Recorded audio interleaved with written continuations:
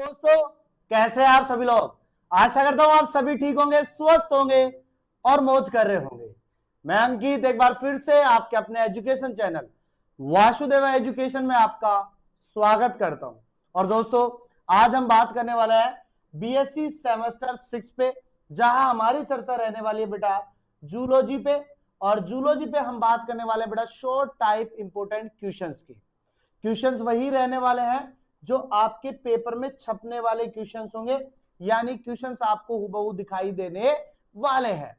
और 100% परीक्षा में आने वाले पेपर क्वेश्चंस होते हैं अपने पास में, क्योंकि हम क्वेश्चंस एक दिन पहले डालते हैं तो फुल एनालिसिस के साथ में डालते हैं।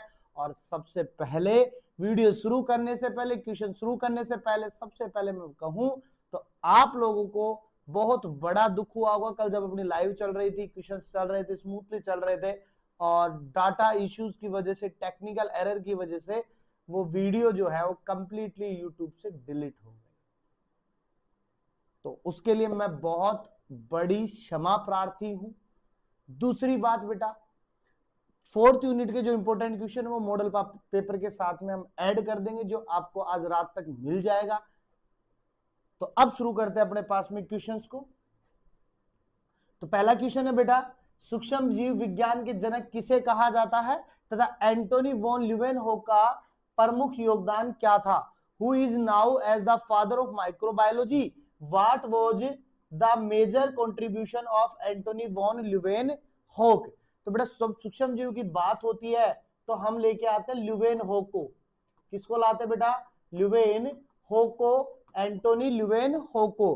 तो फादर ऑफ माइक्रोबायोलॉजी कौन है बेटा?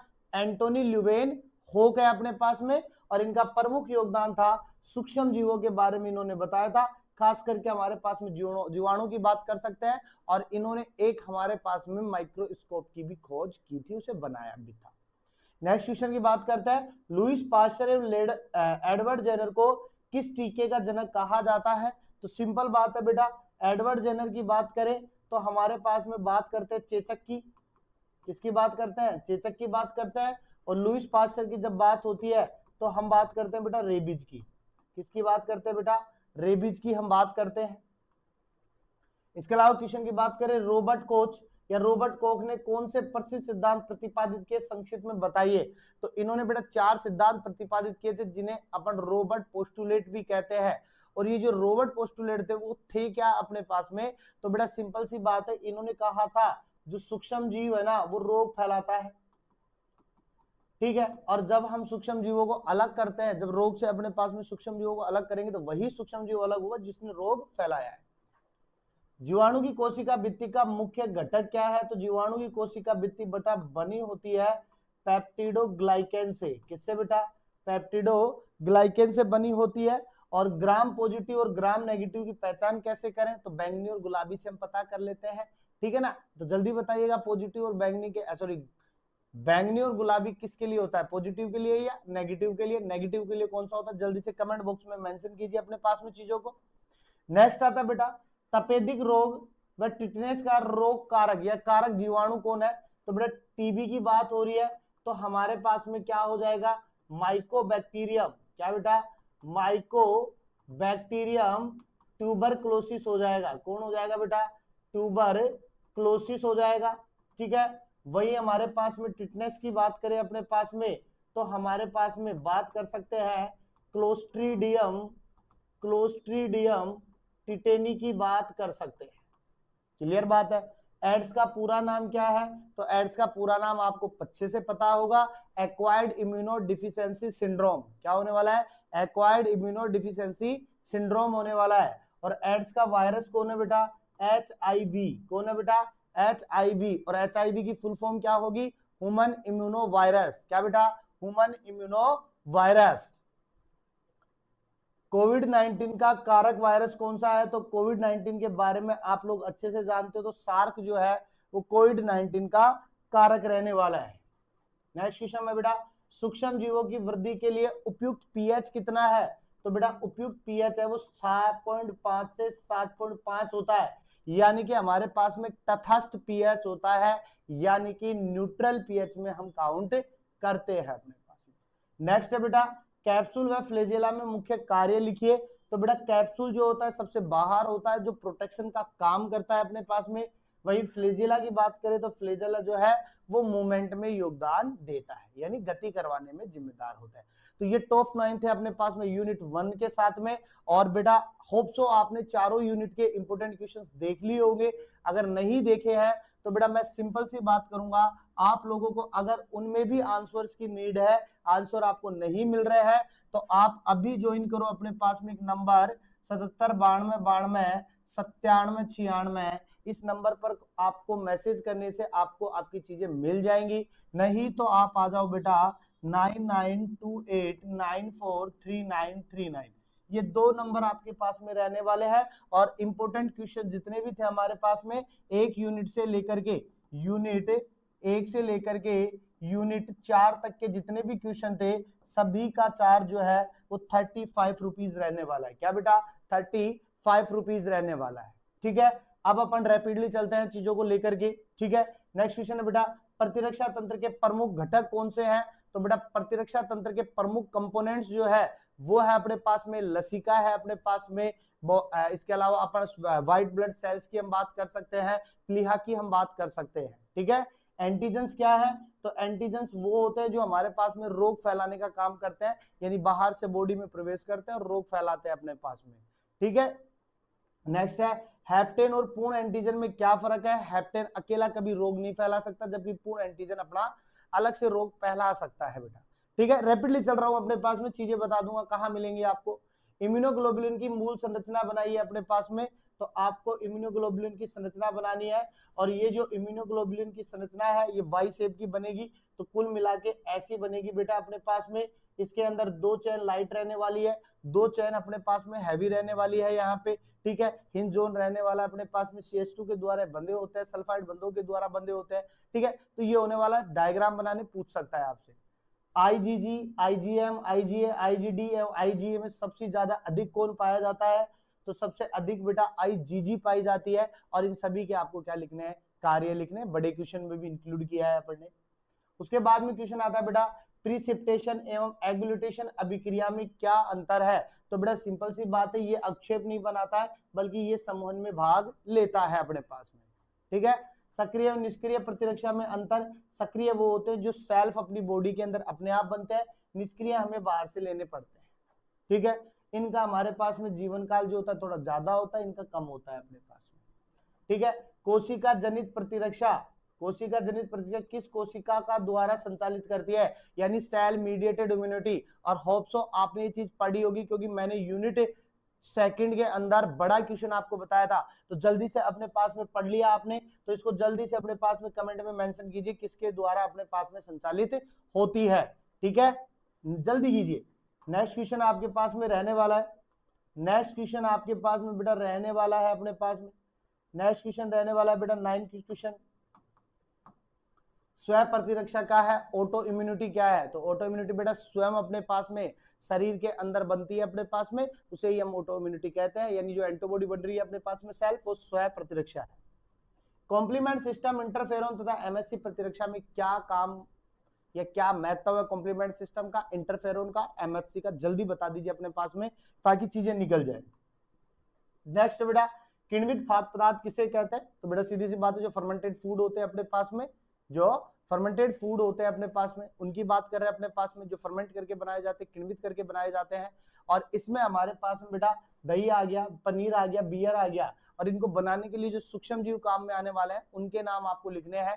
ठीक है, दही के लिए लैक्टोबैसिलस वाले वो चीजें थी अपने पास में। ठीक है ना, ऐसे हमारे पास में इन तीनों के लिए लिखना है। ठीक है, नेक्स्ट है बेटा वाइन बनाने में प्रयुक्त ईस्ट का नाम लिखिए, तो आप लिख सकते हो सैकेरोमाइसिस सेरेवेसी लिख सकते हो।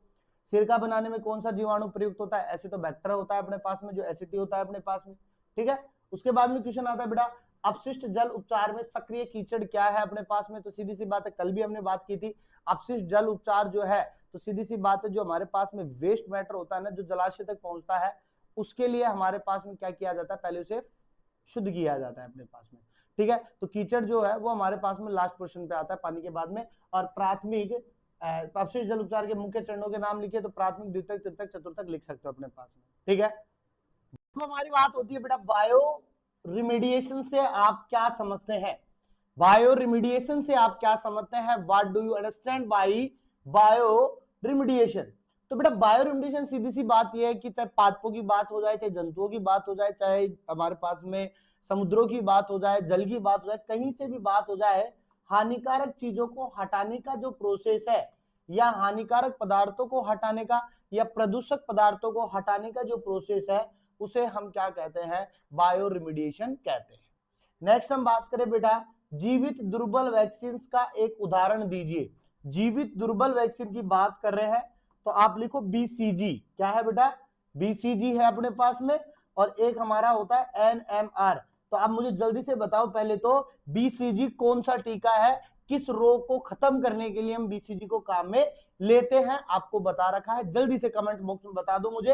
और बेटा एक चीज और, ये जो सेमेस्टर फोर्थ लिखा रहा है ये केवल टाइपिंग इशू हुआ है, तो ये मत समझो कि सेमेस्टर फोर्थ की बात कर रहा हूं, बात मेरी 6 की ही चल रही है। क्वेश्चंस को देखकर आप समझ गए होंगे अभी तक। नेक्स्ट आता है बेटा मोनोक्लोनल एंटीबॉडी क्या है तथा इसका एक उपयोग लिखिए। तो बेटा मोनोक्लोनल की बात हो रही है, मोनोक्लोनल का मतलब किसी एक रोग के लिए, विशिष्ट रोग के लिए ही जो एंटीबॉडी बनती है उसे हम क्या कहते हैं, मोनोक्लोनल। तो यहां पे उदाहरण के लिए हम किसकी बात कर सकते हैं बेटा, कैंसर की बात कर सकते हैं। इसके अलावा हम बात करें बेटा एंजाइम्स क्या है, तो बेटा एंजाइम्स जो होते हैं वो एक प्रकार की क्या होते हैं हमारे पास में, एंटीबॉडी होते हैं। क्या होते हैं बेटा, एंटीबॉडी होते हैं एंजाइम्स। नेक्स्ट क्वेश्चन की मैं बात करूं बेटा बायोस्टैटिक्स क्या है तथा बायोस्टैटिक्स के दो प्रमुख अनुप्रयोग लिखिए।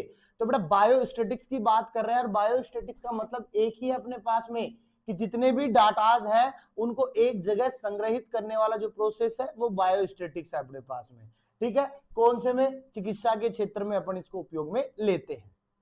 माध्यम, माध्यिका तथा बहुलक के बीच अनुभवजन्य संबंध, एम्पिरिकल फॉर्मूला वैसे तो नहीं पूछेगा बट पूछ ले तो आप बता दो बेटा, मोड बराबर 3 मीडियन माइनस 2 मीन। क्या रहने वाला है बेटा, मोड बराबर 3 मीडियन माइनस 2 मीन आपका अनुभवजन्य संबंध रहने वाला है। नेक्स्ट क्वेश्चन है बेटा मानक त्रुटि का सूत्र लिखिए। तो मानक त्रुटि का आपके पास में सूत्र आता है अपने पास में स्टैंडर्ड एरर का, तो एस डी लिखना और अंडर रूट लगा देना आप एन। अगर ये भी ना लिखो तो आप लिखना सिग्मा बटा अंडर रूट एन, ये आपका फॉर्मूला हो जाएगा मानक त्रुटि के लिए। माध्यिका और बहुलक में क्या अंतर है बेटा, तो बेटा माध्यिका में क्या अंतर है, माध्यिका हमारे पास में मध्य मानों पे निकाली जाती है, बीच के मानों पे निकाली जाती है, सीएफ के साथ निकाली जाती है। कल की क्लास में डिस्कस किया था बट अनफॉर्चुनेटली वो क्लास चली गई अपने पास में। ठीक है, चली गई तो चली जाने दो अपने पास में, कोई दिक्कत नहीं है, अपन नेक्स्ट रे से शुरू कर लेंगे। बट नेक्स्ट रे से हम तब शुरू करेंगे जब आप लोग कहेंगे। अगर आप लोगों के कमेंट्स अगर ज्यादा से ज्यादा आते हैं तो अपन क्लास को वापस से लेके आते हैं, दोबारा से स्टार्ट कर लूंगा मैं, बस आप लोगों के कमेंट्स आते हैं तो बताता हूं। ठीक है, बहुलक की बात करें तो जिसके सबसे ज्यादा मान होंगे ना वो बहुलक, मैंने बताया ये भी आपको। हिस्टोग्राम और फ्रीक्वेंसी पॉलीगॉन में क्या अंतर है, हिस्टोग्राम जो है बेटा, हिस्टोग्राम जो है रेक्टेंगुलर होता है, लंबी लंबी अपने पास में पिलर्स बनाता है, रेक्टेंगुलर्स होता है अपने पास में, जबकि फ्रीक्वेंसी पॉलीगॉन्स जो है वो उसके मिडिल से निकलता है, स्ट्रेट लाइन निकालता है अपने पास में। एक कर्व होता है यहाँ पे, कर्व जो होता है वो हमारे पास में डैश डैश वाली रेखा ही निकालता है। नेक्स्ट क्वेश्चन आता है बेटा स्टैंडर्ड एरर ऑफ मीन का क्या उपयोग है या क्या है, इसको आपको बताना है। तो स्टैंडर्ड एरर ऑफ मीन मैंने आपको कल बताया था। ठीक है, इसके अलावा मैं बात करूं चर और गुण में क्या अंतर है, चर और गुण में क्या अंतर है आपके पास में। तो चर जो होते हैं वो हमारे पास में संख्यात्मक मान होते हैं, गुण जो होते हैं गुणात्मक मान होते हैं अपने पास में। ठीक है, तो ये सारी चीजें जो है वो आप लोगों के लिए रहने वाली है, एग्जाम की दृष्टि से बनाई गई है। सेकंड अगर मैं बात करूं बेटा, अगर अभी तक आपने यूनिट 1 से लेकर के यूनिट 4 तक के इंपोर्टेंट क्वेश्चंस अगर देख लिए बट आपने अभी तक उनके आंसर्स नहीं देखे हैं, नहीं मिल रहे हैं, तो आप कांटेक्ट करो 77 92 92 97 96 से, और नहीं तो आप कांटेक्ट करो बेटा 9928943999 पे कांटेक्ट करो, ताकि आपकी चीजें क्या हो पाए, आसान हो पाए, अपने पास में चीजें आसान हो पाए, आंसर्स आपको मिलेंगे ताकि वो ऐसे जैसे आप लिख आओ। और ऐप वाले बच्चों से मैं सीधी बात करूंगा, जो भी ये वीडियो देख रहा है, अगर किसी के पास में कोई क्वेश्चंस का आंसर नहीं है तो वो मेरे से कांटेक्ट कर सकता है, मैं आपको वो क्वेश्चंस का आंसर अवेलेबल करवा दूंगा जो ऐप वाले बच्चे हैं। उसके अलावा मैं बात करूं बेटा, अगर आपको in short type important questions की पीडीएफ चाहिए तो आप आ जाओ बेटा किस पे, वासुदेवा एजुकेशन पे। कहां आ जाओ बेटा, वासुदेवा एजुकेशन पे आ जाओ, और यहां पर आपको ये फ्री ऑफ कॉस्ट मिल जाएगी नोट्स पीडीएफ वाले सेक्शन में। जहां आपको केमिस्ट्री की मिली थी वहीं पे आपको जूलॉजी की मिल जाएगी, और इसका मॉडल पेपर जो है आपको लेट 9 बजे या 9:30 के समथिंग आपको मिल जाएगा। तो मिलते हैं नेक्स्ट वीडियो के साथ में, तब तक आप बने रहिए और हमेशा की तरह बेटा मुस्कुराते रहिए, मुस्कुराना जीवन का अमूल्य फल है।